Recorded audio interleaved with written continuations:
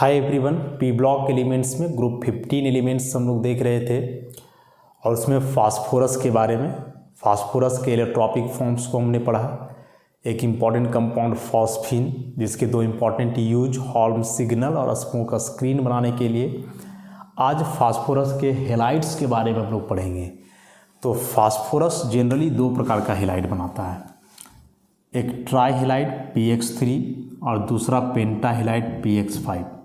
Almost हर halogen से combine कर सकता है, PF3, PCl3, PBr3, PI3। वैसे ही PF5, PCl5, PBr5 और PI5। हालांकि सारे कंपाउंड्स एक जैसे स्टेबल नहीं है, इनका स्टेबिलिटी जो है डिफर करता है, वो देखेंगे आगे हम लोग। लेकिन जानो कि ऑलमोस्ट हर टाइप के जो चार हैलोजन हैं, मतलब फ्लोरीन, क्लोरीन, ब्रोमीन, आयोडीन, सबके साथ कंबाइन करके फास्फोरस हेलाइड्स का फॉर्मेशन करता है। और मेनली दो टाइप के हेलाइड्स, ट्राई हेलाइड्स और पेंटा हेलाइड्स। और इसमें से जो मोस्ट कॉमन और जो स्टेबल है वह क्लोराइड वाला है। ब्रोमाइड, आयोडाइड अनस्टेबल होता है और फ्लोराइड के साथ रिएक्शन जनरली देखते नहीं हैं, उसका वायलेंट नेचर के चलते हम लोग। तो सबसे पहले अब हम लोग इसमें देखेंगे phosphorus trichloride, phosphorus trichloride PCl3 के बारे में। कैसे बनता है फास्फोरस ट्राइक्लोराइड? तो बोल रहा है कि इसके लिए वाइट फास्फोरस जो है P4, वाइट फास्फोरस, इस वाइट फास्फोरस को कंबाइन किया जाता है क्लोरीन से, तो बन जाता है फास्फोरस ट्राइक्लोराइड PCl3। हालांकि डायरेक्ट नहीं बनता है, बोल रहा है क्लोरीन गैस को पास करवाया जाता है वाइट फास्फोरस से, तो सबसे पहले PCl3 का वेपर बनता है। इसका डिस्टिलेशन करके जो है फिर कूल किया जाता है इसको वाटर के द्वारा। एक तरीका और है कि वाइट फास्फोरस जो है उसको आप थायोनाइल क्लोराइड से कंबाइन करवा दो, SOCl2, तो यहाँ से भी PCl3 बनता है, प्लस 4SO2 प्लस 2H2Cl2। ऐसा तो दो तरीका, एक वाइट फास्फोरस को डायरेक्ट क्लोरीन से कंबाइन करवाओ और दूसरा थायोनाइल क्लोराइड से रिएक्शन करवाओ। तो इन दोनों तरीके से जो है PCl3 को बनाया जा सकता है। अब PCl3 के प्रॉपर्टीज, तो बोल रहा है कि जो PCl3 है यह कलरलेस वॉयली लिक्विड होता है, कलरलेस वॉयली लिक्विड है। पंजेंट स्मेल होता है, पंजेंट स्मेल, और कंटिन्यू जो है फ्यूम बनते रहता है, fuming constantly in the moist air, in the moist air. Air जिसमें मॉइस्चर ज़्यादा हो, मतलब बरसात का दिन हो या ठंड का मौसम हो, तो उस समय जो है या लगातार मॉइस्ट एयर में फ्यूम बनाता है। स्पेसिफिक ग्रेविटी, स्पेसिफिक ग्रेविटी जो है इसका 1.6, बॉइलिंग पॉइंट 347 केल्विन, बहुत ज़्यादा तो नहीं है, और फ्रीजिंग पॉइंट जो है 161 केल्विन। और स्ट्रक्चर की यदि बात करोगे तो PCl3 में क्लोरीन के अगल बगल 3 सिग्मा है और एक लोन पेयर है, तो 3 सिग्मा और एक लोन पेयर के आधार पे हाइब्रिडाइजेशन sp3 होना चाहिए। अब sp3 में एक लोन पेयर है तो ट्रायगोनल पिरामिडल टाइप का स्ट्रक्चर, ऐसा। क्लोरीन पे 3 लोन पेयर्स बचेंगे, ट्रायगोनल पिरामिडल। स्ट्रक्चर भी एग्जाम में पूछता है, इम्पॉर्टेंट है। या जो बॉन्ड लेंथ है फास्फोरस क्लोरीन का 204 picometer, and this angle is 100.4 degree, 100 degree के आसपास। एंगल नॉर्मल टेट्राहेड्रल जो sp3 बॉन्ड एंगल होता है उतना तो नहीं है, और रीजन उसका lone pair bond pair repulsion होगा, तो ये lone pair bond pair repulsion का चलते जो है एंगल डिक्रीज कर जाएगा। तो PCl3 बनाने के दो मेथड, फिजिकल प्रॉपर्टी के अंतर्गत हमने देखा कि यह एक कलरलेस ऑयली लिक्विड है जिसका पंजेंट स्मेल है, लगातार फ्यूम बनाता है मॉइस्ट एयर में, specific gravity 1.6, boiling point 347 kelvin और फ्रीजिंग पॉइंट जो है 161 केल्विन। Trigonal pyramidal structure. कुछ स्पेसिफिक रिएक्शन है PCl3 के, बहुत ज़्यादा रिएक्टिव तो नहीं है, लेकिन जो कुछ स्पेसिफिक रिएक्शन हैं उन रिएक्शंस को हम लोग देखते हैं।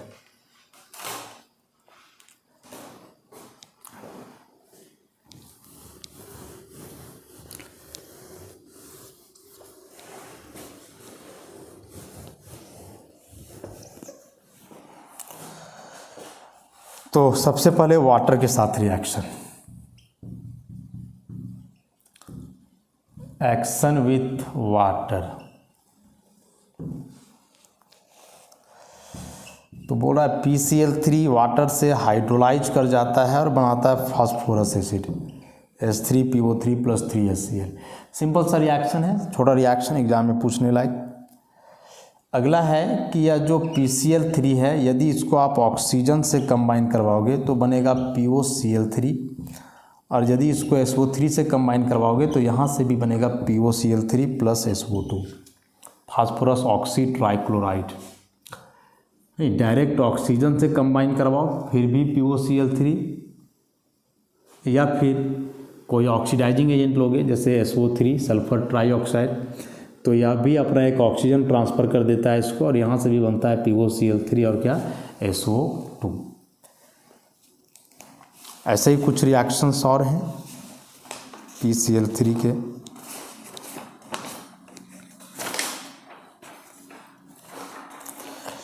जैसे सल्फ्यूरिक एसिड के साथ रिएक्शन करके क्लोरोसल्फोनिक एसिड का फॉर्मेशन करता है।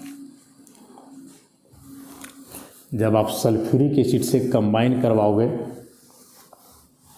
तो क्लोरोसल्फोनिक acid 2H2SO4 + PCl3 HSO3Cl + HPO3 + SO2 + 2HCl। इसका स्ट्रक्चर आप ऐसे समझ सकते हो, ऐसा। दिस इज क्लोरोसल्फोनिक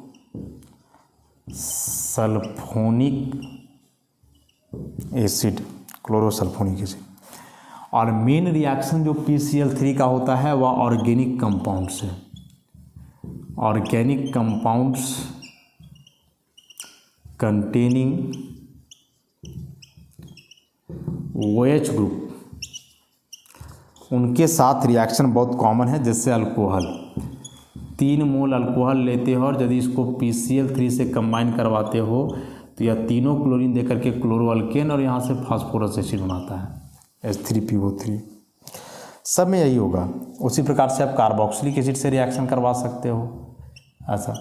तो सब में यह क्या करता है कि OH ग्रुप को रिप्लेस कर देता है क्लोरीन से PCl3, और अच्छे अमाउंट में प्रोडक्ट का फॉर्मेशन होता है। कैसे होता है ये मैकेनिज्म ऑलरेडी हम लोग ऑर्गेनिक में जो है कंसिडर किए हैं इसका। तो यहाँ से एसिड क्लोराइड बनेगा प्लस साइड प्रोडक्ट यही H3PO3। उसी प्रकार से आप सल्फोनिक एसिड से करवा सकते हो जिसमें भी OH ग्रुप है, active OH group, benzene sulphonic acid है, यहाँ से भी आप करवा सकते हो रिएक्शन 3 मोल लेकर के। तो बेंजीन सल्फोनाइल क्लोराइड का फॉर्मेशन होगा। जैसे कार्बोक्सिलिक एसिड का एसिड क्लोराइड बनता है उसी प्रकार से इसका भी बनेगा। This is benzene sulfonyl chloride, ऐसा। तो PCl3 का एक यह बेहद इम्पॉर्टेंट रिएक्शन है ऑर्गेनिक कंपाउंड के साथ, कि वैसे ऑर्गेनिक कंपाउंड जिसमें OH ग्रुप है उसमें OH को रिप्लेस करता है या क्लोरीन से, और उसके रिस्पेक्ट में जो है कंपाउंड का फॉर्मेशन होता है। अल्कोहल है तो क्लोरोअल्केन बनेगा, कार्बोक्सिलिक एसिड है तो एसिड क्लोराइड बनेगा। उसी प्रकार से यदि सल्फोनिक एसिड है तो सल्फोनाइल क्लोराइड बनेगा। ऐसे कई कंपाउंड्स का कन्वर्सन आप कर सकते हो क्लोराइड फॉर्म में। कुछ मॉलिक्यूल के साथ यह डायरेक्टली कंबाइन कर जाता है PCl3। कुछ मॉलिक्यूल के साथ PCl3 जो है डायरेक्टली कंबाइन कर जाता है। अनसैचुरेटेड है, अनसैचुरेटेड मतलब PCl3। क्लोरीन का यहाँ कोवैलेंसी 3 है, जबकि 5 एग्जिबिट कर सकता है। तो 5 करने के लिए जो है या डायरेक्ट कुछ कुछ मॉलिक्यूल से या कुछ एलिमेंट से कंबाइन कर जाता है। जैसे PCl3 Cl2 से डायरेक्ट कंबाइन कर जाएगा, PCl5 बनेगा। तो उसी प्रकार से 2PCl3 O2 से कंबाइन कर गया तो POCl3 बन जाएगा। वैसे ही PCl3S से कंबाइन कर गया तो PSCl3 बन जाएगा। डायरेक्ट कम्बिनेशन हो रहा है। POCl3 ऐसा, PSCl3 फास्फोरस थायोनाइल ट्राइक्लोराइड या थायो ट्राइक्लोराइड, ये फास्फोरस ऑक्सी ट्राइक्लोराइड, इसमें भी ऐसा। मतलब है क्या कि इसमें फास्फोरस का कोवैलेंसी है 3, और जब ये डायरेक्टली कंबाइन किया तो सब जगह फास्फोरस का कोवैलेंसी हो गया 5, और 5 मैक्सिमम कोवैलेंसी, इससे ज़्यादा नहीं हो सकता है। तो 3 कोवैलेंसी है, इसको इंक्रीज किया जा सकता है, इसलिए बोल रहा है कि ये PCl3 अनसैचुरेटेड नेचर का है, और अनसैचुरेटेड नेचर का इसलिए डायरेक्ट किसी के साथ कंबाइन करके जो है अपना 5 कोवैलेंसी अचीव कर लेता है। साथ ही साथ PCl3 बोल रहा है कि एक रिड्यूसिंग एजेंट का भी काम करता है। PCl3 एक रिड्यूसिंग एजेंट का भी काम कर सकता है। रिड्यूसिंग एजेंट का काम करता है। रिड्यूसिंग एजेंट का काम करने के लिए कुछ रिएक्शंस इसके हैं। जैसे PCl3 को आप थायोनाइल क्लोराइड से कंबाइन करवाओ तो PCl5 + SO2। सल्फर का ऑक्सीडेशन नंबर यहाँ +6, यहाँ +4, फास्फोरस का यहाँ +3 और यहाँ +5। तो खुद फास्फोरस का ऑक्सीडेशन हुआ, खुद फास्फोरस का ऑक्सीडेशन हुआ और सल्फर का रिडक्शन हो गया। तो सल्फर का रिडक्शन मतलब रिड्यूसिंग एजेंट का काम कर रहा है। अच्छा, वैसे ही कुछ और कॉमन रिएक्शन है जिसमें PCl3 एक रिड्यूसिंग एजेंट का काम करता है। बोल रहा है कि जब PCl3 हॉट हो तो कुछ फाइनली डिवाइडेड मेटल के साथ भी रिएक्शन करता है। जैसे सोडियम के साथ रिएक्शन करे PCl3 तो सोडियम क्लोराइड + सोडियम फॉस्फाइड का फॉर्मेशन करेगा। अच्छा, तो यही कुछ रिएक्शन थे PCl3 का, और इसमें से बताया सबसे इम्पॉर्टेंट रिएक्शन जो है वह इसका डायरेक्ट हाइड्रोलाइसिस बेस का काम किया और ऑर्गेनिक कंपाउंड में OH ग्रुप को रिप्लेस कर देता है Cl से। तो इसके यूज में भी तुम यही बता सकते हो कि ऑर्गेनिक कंपाउंड जिसमें OH है उसमें क्लोरीन लाना हो तो उसके लिए एक इम्पॉर्टेंट रिएजेंट होता है PCl3। तो यह फास्फोरस ट्राइक्लोराइड, इससे ज़्यादा डिटेल फास्फोरस पेंटाक्लोराइड है, और फास्फोरस पेंटाक्लोराइड के बारे में हम लोग पढ़ेंगे। तो फास्फोरस ट्राइक्लोराइड के बाद फास्फोरस पेंटाक्लोराइड।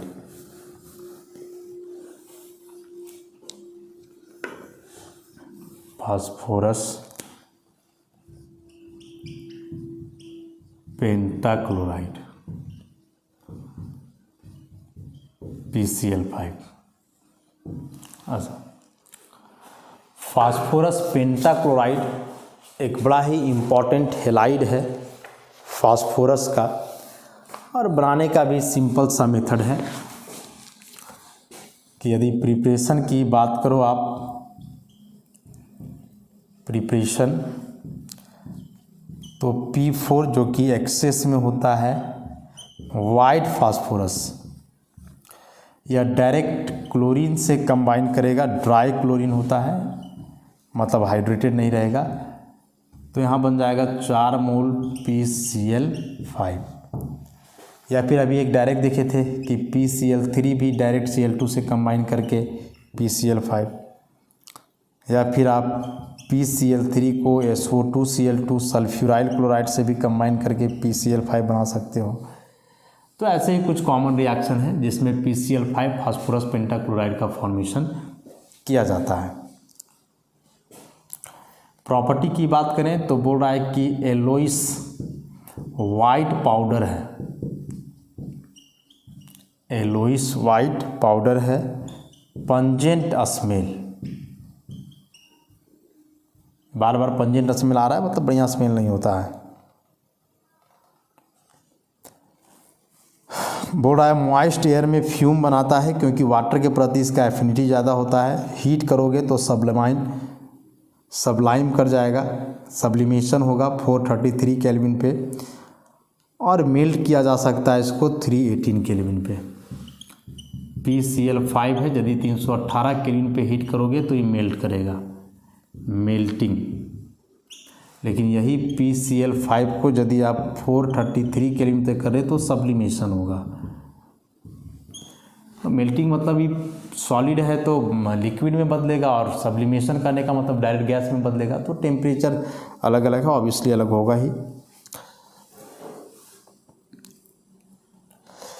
कुछ केमिकल रिएक्शन स्ट्रक्चर, तो PCl5 का स्ट्रक्चर काफ़ी इम्पॉर्टेंट है। हालांकि इसको हाइब्रिडाइजेशन केमिकल बॉन्डिंग में भी डिटेल किया गया है, फिर भी लोग यहाँ देख लेते हैं। तो PCl5 का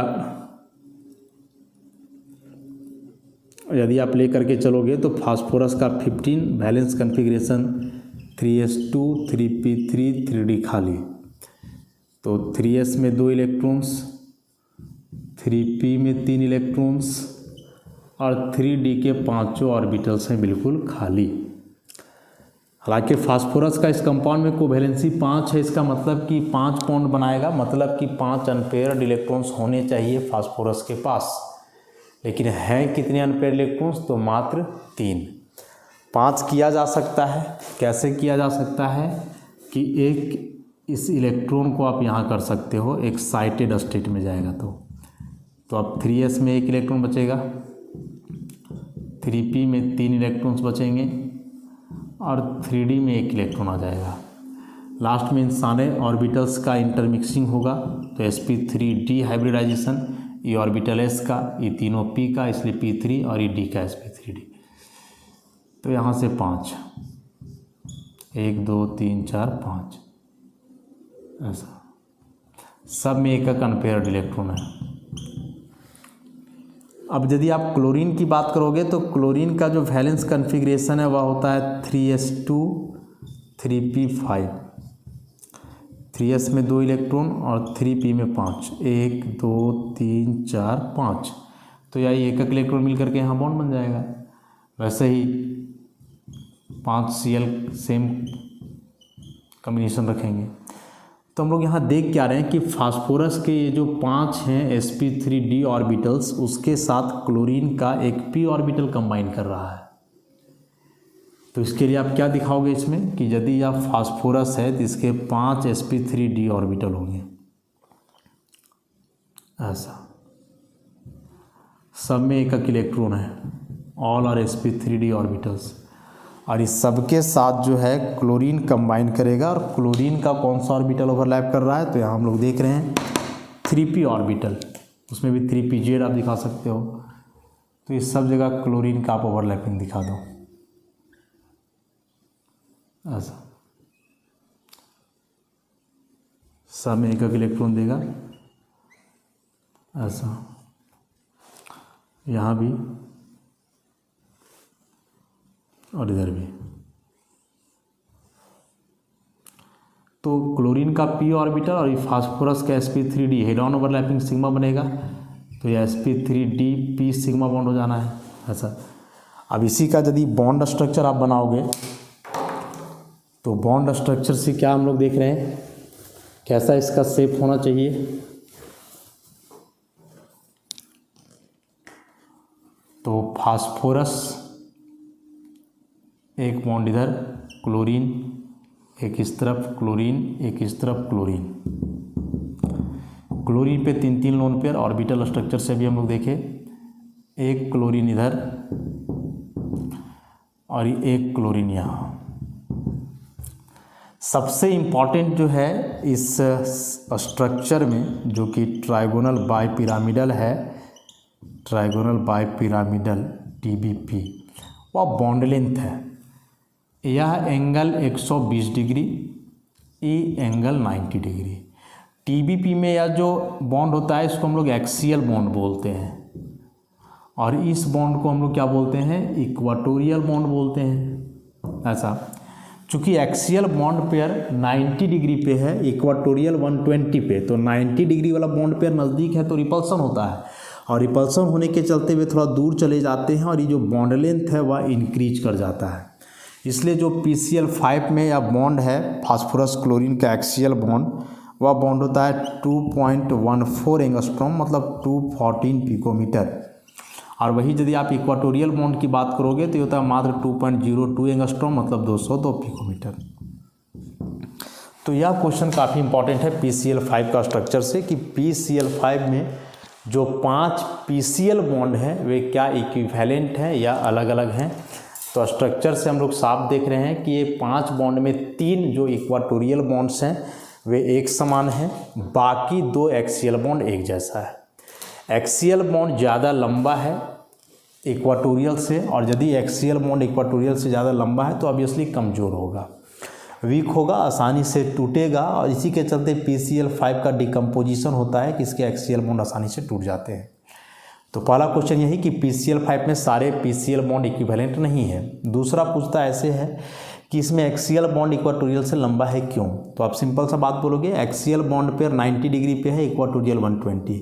90 पे होने के चलते या रिलेटिवली नज़दीक है तो ज़्यादा इंटर इलेक्ट्रॉनिक रिपल्सन एक्सपीरियंस करता है, इसलिए बॉन्ड पेयर दूर चले जाते हैं। और बॉन्ड पेयर जब दूर चले जाएंगे ऑर्बिटल जो है इलोंगेट करेगा, और उससे क्या होगा कि साइज जो है बॉन्ड का लेंथ जो है वह बढ़ जाएगा, इंक्रीज कर जाएगा।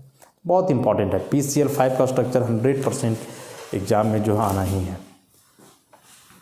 स्ट्रक्चर ना सही तो स्ट्रक्चर से रिलेटेड PCl5 में कितने 120 डिग्री एंगल बनते हैं, कितने 90 डिग्री एंगल बनते हैं।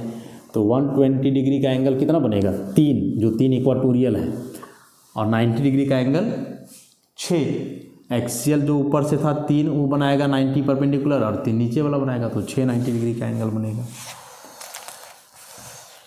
स्टेबिलिटी में बताया कि बहुत ज़्यादा स्टेबल है नहीं, तो PCl5 को यदि आप हीट करते हो तो यह टूट जाएगा PCl3 + Cl2 में, हालांकि वापस कम्बिनेशन भी होता है इसका। हाइड्रोलाइसिस की बात करें तो PCl5 वाटर से हाइड्रोलाइज करके POCl3 HCl बनाएगा, और यह जो POCl3 है अगेन वाटर से कंबाइन करके जो है फास्फोरिक एसिड H3PO4 बनाता है। अच्छा, और ये दोनों को आप जोड़ोगे तो PCl5 + 4H2O H3PO4 + 5 HCl, मतलब ओवरऑल ये रिएक्शन हुआ कि PCl5 का यदि आप वाटर के साथ हाइड्रोलाइसिस करोगे, एक्सेस है वाटर, तो हाइड्रोलाइसिस होकर के जो है फास्फोरिक एसिड का फॉर्मेशन होगा, और वहाँ से जो है HCl का फॉर्मेशन। तो हाइड्रोलाइसिस PCl3 भी हो रहा था, PCl5 में भी। PCl3 में फास्फोरस एसिड बन रहा था, यहाँ फास्फोरिक एसिड बनता है। और फिर से मोस्ट इम्पॉर्टेंट रिएक्शन इसका, ऑर्गेनिक कंपाउंड जिसमें OH ग्रुप है उसके साथ कंबाइन करके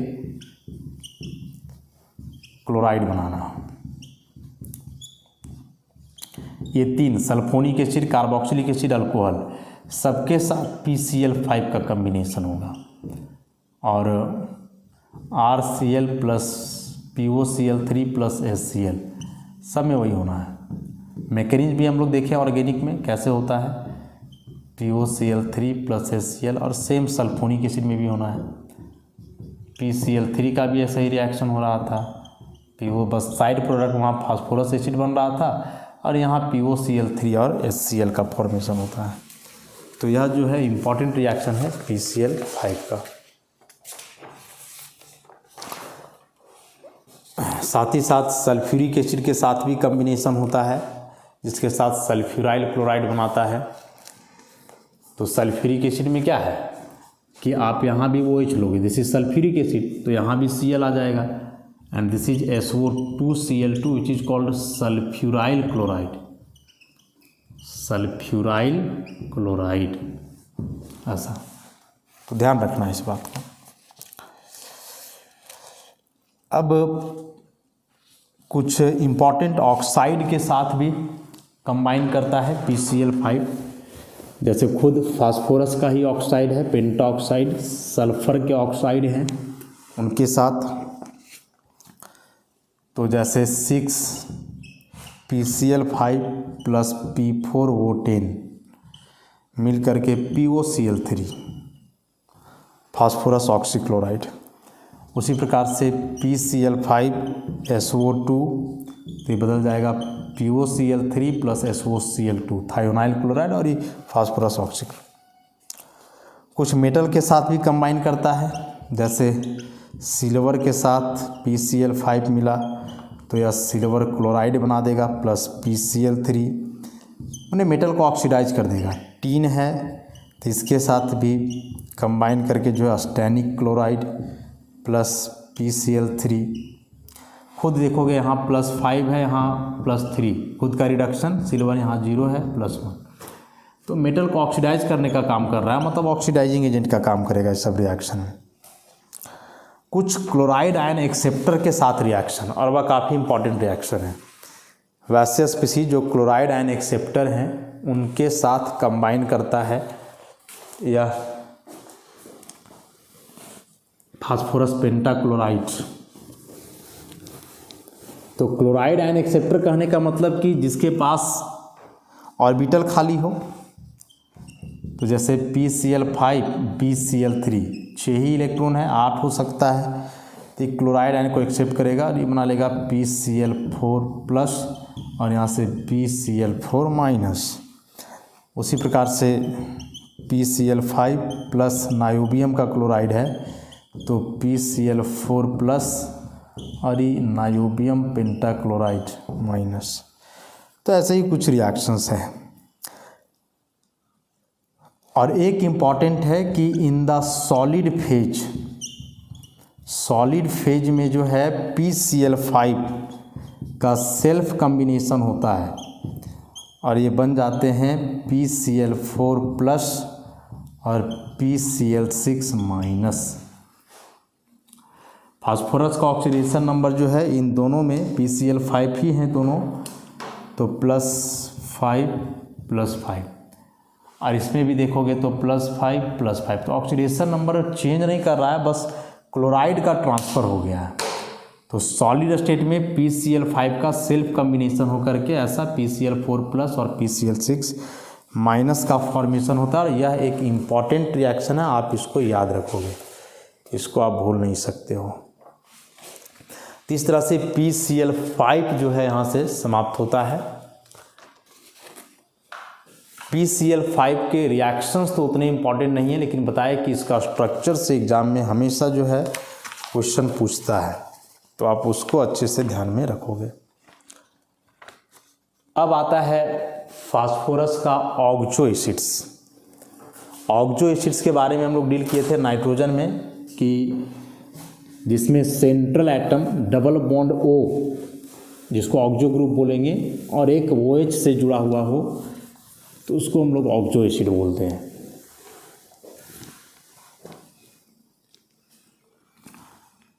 oxo acids of phosphorus. Oxo मतलब बताए कि जितना भी होगा सब में P डबल बॉन्ड O रहेगा, this is called oxo group. Acid बोलते हैं जो H+ रिलीज करता है, तो H+ रिलीज करने के लिए एक्टिव हाइड्रोजन होना चाहिए, मतलब OH ग्रुप होना चाहिए। तो यदि OH और ऐसा है एक साथ तो उसी को हम लोग ऑक्सो एसिड बोलेंगे। और कई इम्पॉर्टेंट ऑक्सो एसिड हैं, और उसमें से स्ट्रक्चर, ऑक्सीडेशन नंबर और बेसिसिटी से रिलेटेड क्वेश्चन जो है पूछता है और बड़ा इम्पॉर्टेंट है। तो एक करके देखते हैं सारे ऑक्सो एसिड को हम लोग। तो सबसे पहला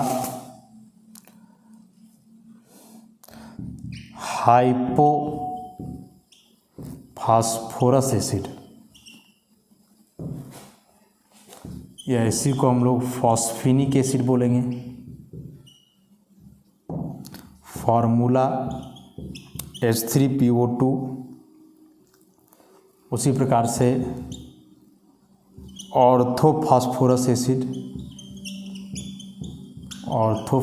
एसिड या फिर फॉस्फोनिक एसिड। फार्मूला क्या होगा? H3PO3। ऑक्सीडेशन नंबर यहाँ +1+3। तो देखो ऐसे स्ट्रक्चर यदि बनाना हो ऑक्सो एसिड का, तो फास्फोरस के जो ऑक्सो एसिड है इसमें आप याद रखोगे कि इतना ग्रुप होगा, P डबल बॉन्ड OH। चूँकि ऑक्सो एसिड है तो ऑक्सो एसिड का मतलब भी है कि ये कम्बिनेशन होना चाहिए, एक डबल बॉन्ड O और एक OH। बाकी फार्मूला से मैच करते जाओ। जैसे H3PO2 है, 3 हाइड्रोजन 1 फास्फोरस 2 ऑक्सीजन, तो फास्फोरस हो गया, 2 ऑक्सीजन हो गया, 1 हाइड्रोजन हो गया, बचा 2 हाइड्रोजन, तो 2 हाइड्रोजन को डायरेक्टली जोड़ दो। और जितने OH ग्रुप सेंट्रल एटम से डायरेक्ट जुड़े होते हैं वह बेसिसिटी कहलाता है, तो इसका बेसिसिटी यहाँ से हो जाना है 1। वैसे इसका बनाओगे तो इतना तो आपको बनाना ही होगा, ऑक्सो एसिड है मतलब इतना पार्ट होगा ही कन्फर्म। अब फिर मिला 3 ऑक्सीजन 1 फास्फोरस 3 हाइड्रोजन, तो अब बचा एक OH और यहाँ H, दो OH ग्रुप है, इसलिए इसको हम लोग बोलेंगे डाई बेसिक एसिड। अच्छा, समझ रहे हो? फास्फोरस के ऑक्सो एसिड का स्ट्रक्चर बहुत इंपॉर्टेंट है एग्जाम के लिए। और कैसे बनाओगे बता दिए कि ऑक्सो एसिड है मतलब एक डबल बॉन्ड O और OH ग्रुप इतना होगा ही होगा, उतना किसी भी हाल में आपको बनाना है। और उसके बाद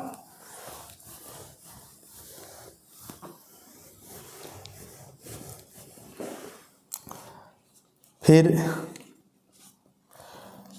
अगला है पायरोफॉस्फोरस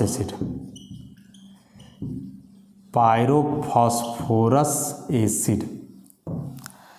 पायरो का मतलब आप याद रखिएगा कि -H2O वाला फॉर्म। तो फास्फोरस एसिड का स्ट्रक्चर अभी हमने क्या बनाया था, ऐसा था। तो फास्फोरस एसिड के 2 मॉलिक्यूल को आप कंबाइन कराओ और H2O को निकाल दो, ऐसा। तो ये जो बनेगा वही कहलाएगा पायरोफॉस्फोरस एसिड। तो यहाँ से O कॉमन हो गया। फॉर्मूला लिखोगे 1 2 3 4 हाइड्रोजन है तो H4P2, 1 2 3 4 5 ऑक्सीजन है O5, ऐसा। ऑक्सीडेशन नंबर यदि निकालोगे तो +3 आ जाएगा। अच्छा, तो पायरो का मतलब जैसे पायरोफॉस्फोरस है, आगे पायरोफॉस्फोरिक होगा, तो पायरो और जो भी एसिड है उसके 2 मॉलिक्यूल्स को कंबाइन करके क्या करेंगे, H2O को निकाल देंगे, तो ऐसे उसका स्ट्रक्चर जो है बन जाएगा। ऐसे ही पायरोफॉस्फोरिक एसिड हो, फास्फोरस की जगह फॉस्फोरिक हो, तो फास्फोरिक में होता है इधर भी OH हो जाएगा, ऐसा, यहाँ भी OH हो जाएगा, दिस वन ऐसे। तो क्या हो जाएगा, इसमें ऑक्सीजन बढ़ गया केवल 1 2 3 4 5 6 7, ऐसा। तो यहाँ फास्फोरस का ऑक्सीडेशन नंबर +5 हो जाएगा। उसी प्रकार से एक होता है परऑक्सो। तो परऑक्सो का मतलब याद रखोगे कि परऑक्साइड बॉन्ड होगा। परऑक्सो मतलब परऑक्साइड बॉन्ड होगा। जैसे परऑक्सो फास्फोरिक एसिड, तो फास्फोरिक एसिड का स्ट्रक्चर आप बना लो, ट्राई बेसिक एसिड है। और परऑक्सो मतलब एक ऑक्सीजन और कहीं इंसर्ट कर दो, तो यह जो ऑक्सीजन सिंगल बॉन्ड है यही तो कहलाता है परऑक्साइड बॉन्ड। ये परऑक्साइड बॉन्ड बन जाएगा यहाँ से। ऑक्सीडेशन नंबर +5 ही रहना है।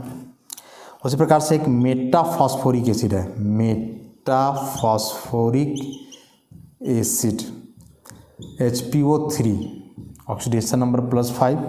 और स्ट्रक्चर की बात करोगे तो ऐसा, एक लोन पेयर बचा रहेगा। This is metaphosphoric acid.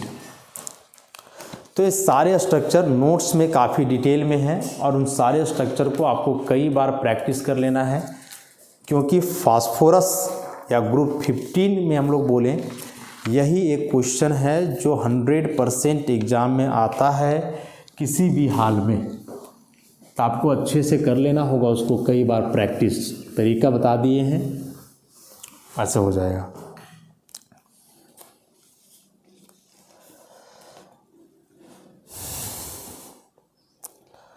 उसी प्रकार से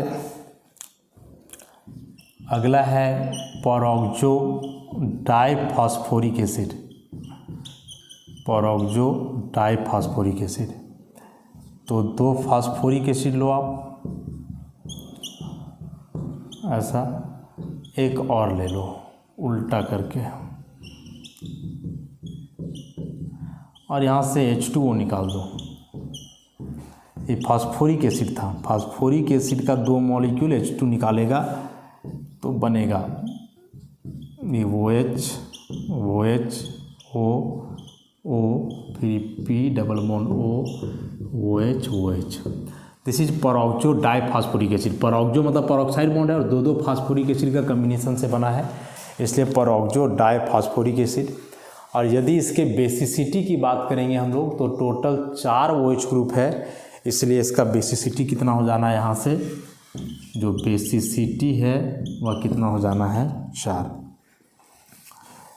ऐसे ही और भी एक और इम्पॉर्टेंट इसमें साइक्लिक स्ट्रक्चर वाला ऑक्सो एसिड है, जिसको हम लोग cyclo try metaphosphoric acid HPO3, metaphosphoric acid, try है मतलब 3 हो जाएगा। इसका कैसे स्ट्रक्चर बनाओगे तो बड़ा सिंपल सा है, ऑक्सीजन फास्फोरस को अल्टरनेट रख करके एक बेंजीन रिंग के जैसा हेक्सागोन बनाओ और हर फास्फोरस में एक डबल बॉन्ड O और OH लगा दो, एक डबल बॉन्ड O और OH, हो गया। बड़ा सिंपल सा स्ट्रक्चर था। ऐसा बेंजीन के जैसा ऑक्सीजन और फास्फोरस को अल्टरनेट रखे, हेक्सागोनल रिंग बनाए और प्रत्येक फास्फोरस में एक डबल बॉन्ड O और एक OH लगा दिए, तो जो स्ट्रक्चर बना this is cyclo try metaphosphoric acid. Basicity 3, काहे कि 3 OH ग्रुप है, देख रहे हो, तो याद रखना इसको। अब फास्फोरस के कुछ ऑक्साइड्स जो हैं उनका स्ट्रक्चर भी एग्जाम में पूछता है, जैसे हाँ, तो फास्फोरस के कुछ इम्पॉर्टेंट ऑक्साइड्स, उनका स्ट्रक्चर भी जो है एग्जाम के लिए बेहद इम्पॉर्टेंट है। जैसे try oxide, this is phosphorus 3 oxide and this one is phosphorus 5 oxide. ऐसा करना वही आपको, PO PO PO PO और ऐसा अल्टरनेट, और प्रत्येक फास्फोरस जो है आपस में ऑक्सीजन ब्रिज से लिंक होंगे। यहाँ से O इसको जोड़ दो और यहाँ से O इसको जोड़ दो, ऐसा सब में एक लोन पेयर बचेगा। तो ये हुआ P4O6, 1 2 3 4 और 1 2 3 4 5 6। ऐसे जब इसका बनाओगे तो यहाँ भी वही काम करना है, PO P फिर O PO PO ऐसा। अब यहाँ करोगे प्रत्येक फास्फोरस में डबल बॉन्ड O लगाओगे पहले, ऐसा, और फिर से ऐसे ही ब्रिज से दिखा देना है, O यहाँ और एक O यहाँ, ऐसा हो जाएगा इसका स्ट्रक्चर। तो ये स्ट्रक्चर थे बेहद इम्पॉर्टेंट एग्ज़ाम के लिए, 100% कई तरीके से क्वेश्चन पूछता है। जैसे कैसे पूछ सकता है कि P4O10 में कितने POP ब्रिज हैं, तो कितने हैं, एक POP 1 हुआ, फिर POP 2 हुआ, ऐसे करके गिनोगे टोटल 6 हो जाएगा, 1 2 3 4 5 6। ऐसे भी क्वेश्चन आ सकता है। और एक बेहद इम्पॉर्टेंट जो 3 ऑक्सो एसिड है फास्फोरस का, उसका एसिडिक स्ट्रेंथ एग्जाम के लिए काफ़ी इम्पॉर्टेंट है। H3PO2, H3PO3, H3PO4, इनका एसिडिक स्ट्रेंथ। स्ट्रक्चर सबसे पहले बना लो आप, OH H H, इसका भी बना लो, OH OHH और इसका भी ऑक्सीडेशन नंबर +5 +3 +1। बेसिसिटी की बात करें यदि हम लोग, तो बेसिसिटी इसका यहाँ 1 2 3। तो बेसिसिटी और ऑक्सीडेशन नंबर के आधार पे यदि आप कंपेयर करोगे तो H3PO4 will be the strongest acid and H3PO2 will be the weakest acid. क्योंकि ऑक्सीडेशन नंबर बढ़ने से एसिडिक स्ट्रेंथ बढ़ता है और या बेसिसिटी बढ़ने से भी एसिडिक स्ट्रेंथ बढ़ता है। तो इन दोनों फैक्टर्स के आधार पे जो है आप H3PO4 को स्ट्रॉन्गेस्ट एसिड बोलोगे और H3PO2 को वीकेस्ट। लेकिन ऐसा होता नहीं है, ऑर्डर जस्ट रिवर्स है। This one is the strongest and this is the weakest. क्यों होता है अब इसको समझोगे। यह जो है oxo group, this oxo group is electron withdrawing group. ये सभी एसिड है। क्यों एसिड है? क्योंकि ये क्या करेंगे, H रिलीज करेंगे। और ये H रिलीज कब करेंगे? जब ये ऑक्सीजन इसके इलेक्ट्रॉन को विड्रॉ करेगा, क्योंकि ऑक्सीजन के इलेक्ट्रॉन को यहाँ ऑक्सो ग्रुप विड्रॉ कर रहा है। ऐसा इस तरह से हो रहा है। यहाँ भी कुछ वैसा ही होगा, लेकिन यहाँ 2 OH है। तो E पूरा जो है इस बॉन्ड के इलेक्ट्रॉन को विड्रॉ करेगा ऐसा, और बदले में फिर ही H का करेगा। अब ऐसे यहाँ होना है ऐसा। ये पूरा ग्रुप जो है तीनों बॉन्ड के इलेक्ट्रॉन को विड्रॉ करेगा और बदले में सब हाइड्रोजन के इलेक्ट्रॉन को विड्रॉ करेगा ऐसा। तो oxo group electron withdrawing group है, जो इलेक्ट्रॉन विड्रॉ करेगा पहले ऑक्सीजन का और बदले में ऑक्सीजन हाइड्रोजन का। अभी जितना जल्दी ऑक्सीजन हाइड्रोजन के इलेक्ट्रॉन को विड्रॉ करता है H+, उतना जल्दी रिलीज होगा। H+ आयन कंसंट्रेशन ज़्यादा होगा तो एसिड मजबूत होगा। यहाँ हम लोग क्या देख रहे हैं कि यह जो ऑक्सो ग्रुप है वह पूरा इलेक्ट्रॉन एक ही OH बॉन्ड का खींच रहा है। यहाँ ऑक्सो ग्रुप 2 OH बॉन्ड का इलेक्ट्रॉन खींच रहा है और यहाँ ऑक्सो ग्रुप 3 OH बॉन्ड का। तो ऑक्सो ग्रुप सब में एक ही है, ऑक्सो ग्रुप एक है सब में, लेकिन यहाँ एक ऑक्सो ग्रुप एक ही OH का इलेक्ट्रॉन ले रहा है, यहाँ 2 का और यहाँ 3 का। तो जाहिर सी बात है कि इसका इलेक्ट्रॉन ही सबसे ज़्यादा विड्रॉ करेगा ना। यहाँ तो तीनों का मिल के खींच रहा है, तो थोड़ा इसका खींचेगा, थोड़ा इसका खींचेगा, थोड़ा इसका खींचेगा, तो उस तरह से H+ जल्दी रिलीज नहीं होगा। तो यहाँ ऑक्सो ग्रुप एक ही OH के सारे इलेक्ट्रॉन को खींचेगा, तो ये जो H+ आयन रिलीज करेगा वो सबसे जल्दी, और इसलिए जो है सबसे स्ट्रॉन्ग एसिड होगा। तो बेहद इंपॉर्टेंट है, इसको एकदम याद रखोगे कि फास्फोरस का ऑक्सो एसिड में एसिडिक स्ट्रेंथ नेचर से एकदम विपरीत है। जो जनरल थ्योरी है वह बोलता है कि ऑक्सीडेशन स्टेट और बेसिसिटी बढ़ने से एसिडिक स्ट्रेंथ बढ़ता है, तो उस हिसाब से एकदम यही होना चाहिए, लेकिन नहीं ऐसा। H3PO2 is the strongest. क्यों बता दिए? क्योंकि यहाँ ऑक्सो ग्रुप एक ही OH का इलेक्ट्रॉन खींच रहा है तो सबसे जल्दी H+ रिलीज करेगा। यहाँ 2 का खींच रहा है तो थोड़ा देर से H+ रिलीज होगा, वहाँ 3 का मिल के खींच रहा है तो सबसे देर से होगा ऐसा। तो ये थे फास्फोरस के ऑक्सो एसिड्स, बहुत इंपॉर्टेंट। अच्छे से आप करोगे इस टॉपिक को तो यहाँ से ग्रुप 15 समाप्त होता है। क्वेश्चन जो पूछे जाते हैं इस ग्रुप से, अमोनिया का प्रिपरेशन, हैबर प्रोसेस उसके रिएक्शन, नाइट्रिक एसिड का प्रिपरेशन, ओस्टवाल्ड प्रोसेस उसके रिएक्शंस, और फिर ये ऑक्सो एसिड का स्ट्रक्चर बेहद इंपॉर्टेंट है। ये क्वेश्चंस कॉमनली इस चैप्टर से जो है पूछे जाते हैं, चाहे बेसिसिटी पूछे, ऑक्सीडेशन स्टेट पूछे, स्ट्रक्चर पूछे, या ऐसे स्ट्रेंथ पूछे एसिडिक, तो ऐसे आप कर लोगे। तो इस तरह से ग्रुप 15 यहाँ समाप्त होता है। नेक्स्ट लेक्चर से हम लोग जो है ग्रुप 16 स्टार्ट करेंगे। धन्यवाद।